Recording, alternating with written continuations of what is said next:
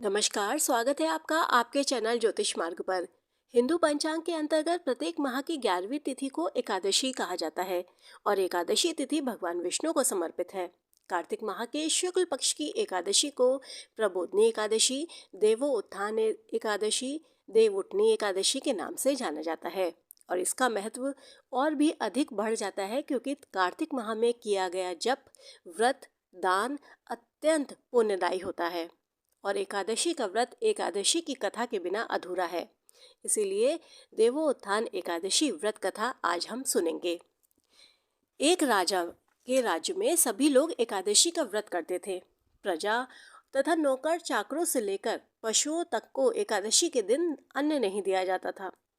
एक दिन किसी दूसरे राज्य का एक व्यक्ति राजा के पास आकर बोला, महाराज कृपा करके मुझे नौकरी पर रख ले। तब राजा ने उसके सामने एक शर्त रखी। ठीक है, रख लेते हैं, किंतु रोज तो तुम्हें खाने को हम सब कुछ देंगे, पर एकादशी को अन्न नहीं मिलेगा।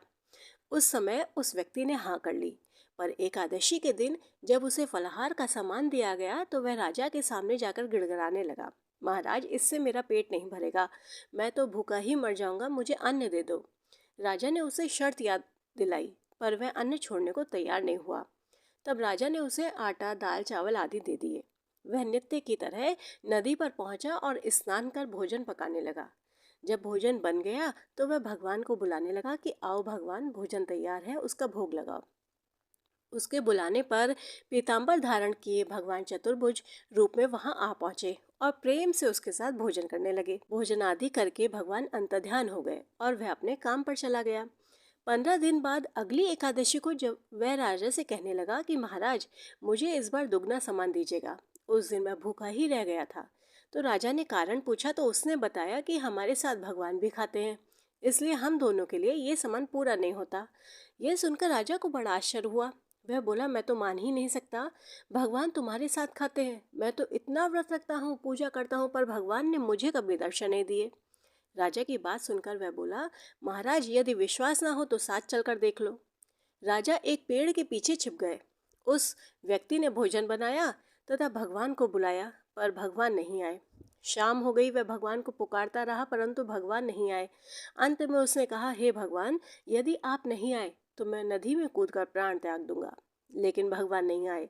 तब वह प्राण त्यागने के उद्देश्य से नदी की तरफ बढ़ा। प्राण त्यागने का उसका दृढ़ इरादा जानकर शीघ्र ही भगवान प्रकट होकर उसे रोक लिया और साथ बैठकर भोजन करने लगे। खा पीकर वे उसे अपने विमान में बैठाकर अपने धाम ले गए। यह देखकर राजा ने सोचा कि व्रत उपवास से तब तक कोई फायदा नहीं होता जब तक मन शुद्ध न हो।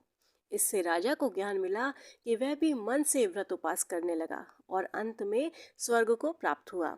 कथा अच्छी लगी हो तो चैनल को सब्सक्राइब जरूर करिएगा। धन्यवाद।